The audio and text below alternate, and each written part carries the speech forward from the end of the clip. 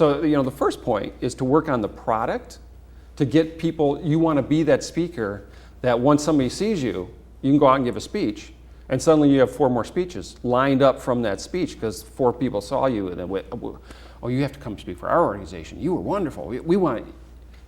They're going to do that if they enjoy that.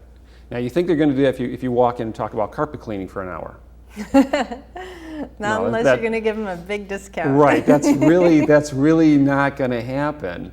And, like in the case of Josh Linkner, he might be able to walk in there and talk about angel investing for an hour and still have people come, and want him to speak elsewhere. But speaking on creativity, who else want to hear about how to make their people more creative?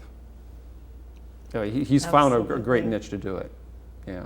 What are some of the benefits that people can, that you've seen? Because you can't, guarantee benefits that people will see as a result of getting out there and speaking. But what have you seen over the years of working with people who may have just gotten started in speaking?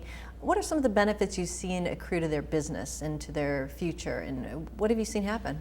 Well, as soon as you become a good speaker, and I suggest everyone usually write a book of some type, you become an instant authority. It is really funny because even if you're not an instant authority, you're an instant authority. A few years back, I wrote a book called The Anti-Elevator Speech. Right, we had you on the show about that. And at the time, that was not really part of my business. Networking, because that's about power networking, was not really part of my business. I was still talking about communications. It's something I did. I wrote about what I did. Because I did that as, this is the technique I used to do power networking, and it worked. So I wrote down, put it in a book. Day the book came out, suddenly I was an instant authority. And then suddenly I'm being booked to come in to talk to companies on how to do networking. Before the book came out, never did that. I walk into a speech, I do the speech, 4 more people want to hear me from the speech I just did. The year that book came out, I probably did twice as many talks on the anti-elevator speech as all my other speeches combined. That's amazing. We haven't checked in with you on that book, so that's great. Insight. Yeah. And since then, you actually wrote another one, which we had talked about a long time ago, but we actually didn't have the book in hand because it was at that point it was written. still in editing. It was still in editing, but now we have this other book, How to Become Meeting Royalty. Right.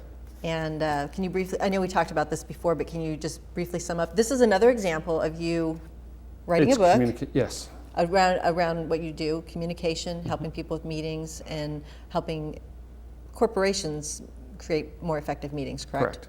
So that's what this is about. Correct. And did you self-publish this? Yes. You did. So you wrote it, self-published it, and this is your 3rd book. My 3rd book. Your 3rd book. So writing this book gave you more credibility.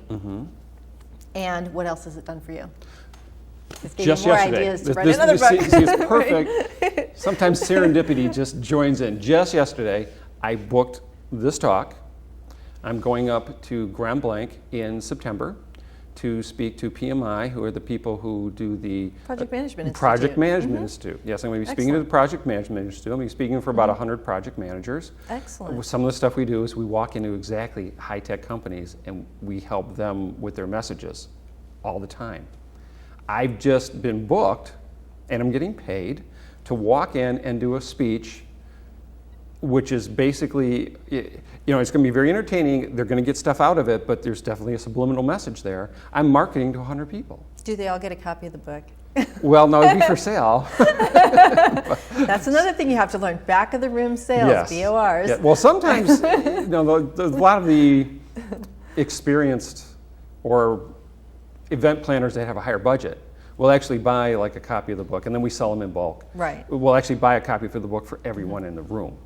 And this book essentially goes through what you need to know to pull off effective meetings and Yes. get attention and that, Yes. all that and, stuff. And it goes into our philosophy that we do overall, which is the psychology behind communication.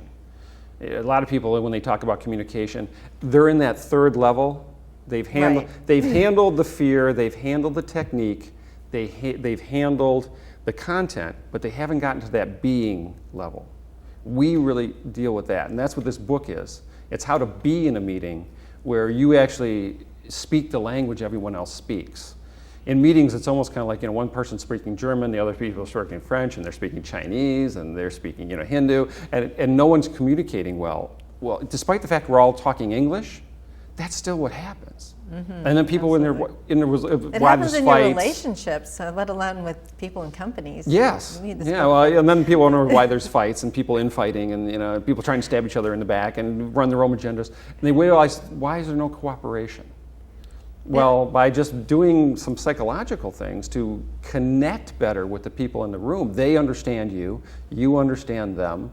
You can stop fights with other people. It's all about communication and being. Let's talk about two more things about that relate to this, because new speakers want to understand this. Speak a little bit about what are back of the room sales, Right. what's that all about, and then second, let's talk a little bit about how do you get paid for this, because not everybody wants to go running around town away from their businesses and speaking for free. Okay. Back of the room sales is very, very important. A business card is a great business tool, but here's one of mine. This is my big head Nice. card. A big head. It's my big, and it's got a big. But there's a picture of you, a giant yes, picture. it's a gigantic picture of Do me on you the card. suggest that for people who want to be out It depends. speaking? I suggest they have a picture of their product.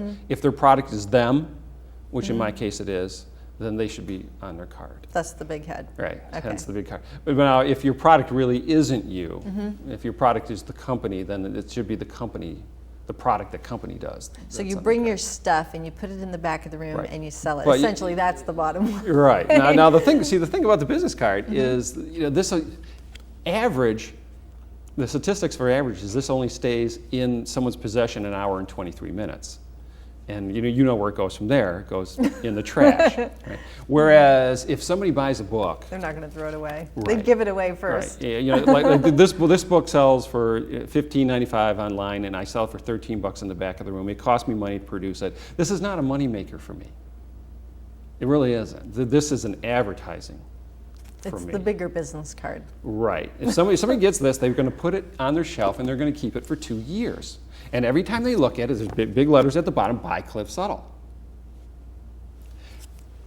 That's what back of the room sales is. Plus, what you want to do is, most people don't get, is you want to create a funnel. People go out there, I've got this great consulting package, it's $2,500. Tara, do you want to give me $2,500 today? Maybe you.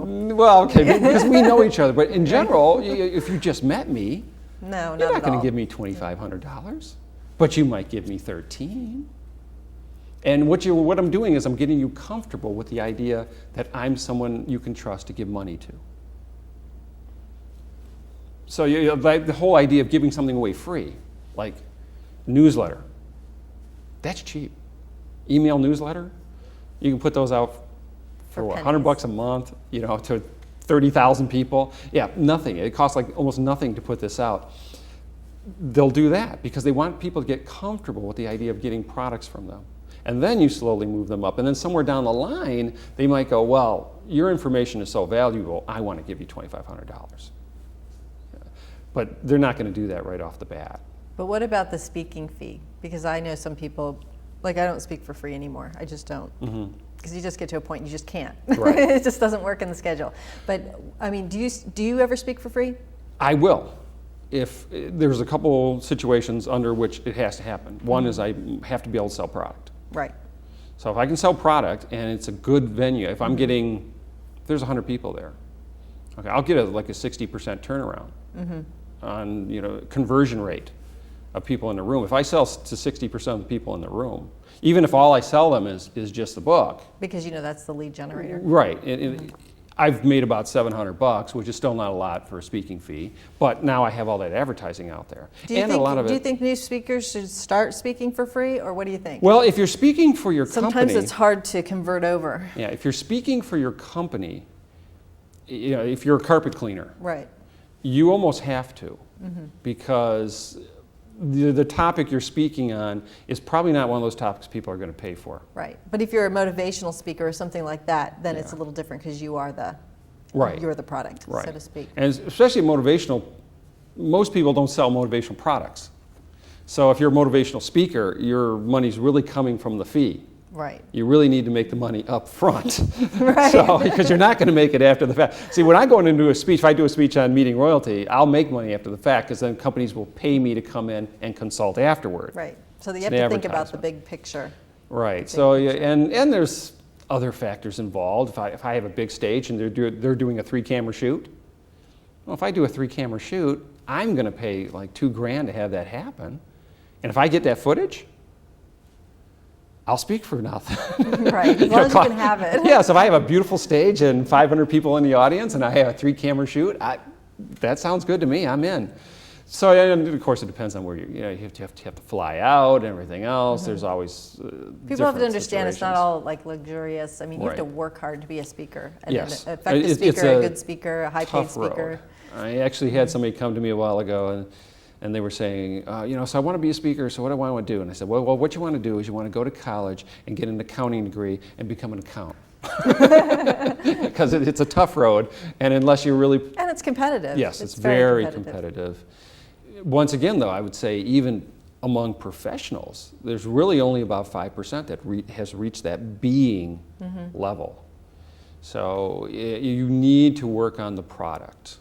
You want the best product you can possibly have. And even if you're speaking for free, Chamber of Commerce typically don't pay. Or they'll pay. And Rotary doesn't pay. Right. They'll pay. But you get lunch. $250. Yeah, you get lunch. You get lunch. But for a business, a Rotary Club is good because it's local. And they're short. They only usually have about 20 minutes. Right. And once again, it depends on your business. If your business is national, your business is mainly on the web, Michigan sales account for 1% of your sales. Well, running around town in the Michigan area doing a bunch of speeches isn't probably going to help you much because all you're doing is you're basing on that 1%. Right. Now, Exactly. in that situation, what you might want to try to do is get on Blog Talk Radio, that kind of thing, where you can get to a much bigger audience. Now, I know we only have 1 minute left. It's gone by so quickly, as usual. But what is your advice to new speakers, whether they have a brick and mortar or an online business? What's your one piece of advice for somebody who wants to get into the speaking business as supplemental to what they're doing to build more business? Be seen. Be seen, be seen, be seen. Create a great product. Get a coach. Get a great product, entertaining, and then be seen. Talk for the Rotaries. Talk for the Chamber of Commerce. Talk for 3 people sitting in the street. Talk to whoever will talk to you. Because first of all, you'll get stage time, which there's no alternative to experience. You got to get experience. And then once you get really good, then you can start looking for bigger venues. But don't try to go out and be a $5,000 speaker right every night. It doesn't work. Well, thank you so much, Cliff Suttle of Excite Your Audience. Thanks again, and we'll probably see you again talking about another interesting topic for entrepreneurs. Thank you. I look forward to it. If you'd like more information about this program, please visit us at www.michiganentrepreneurtv. Please join me again in the future when I interview another enterprising entrepreneur. Until then, wishing you the best of business.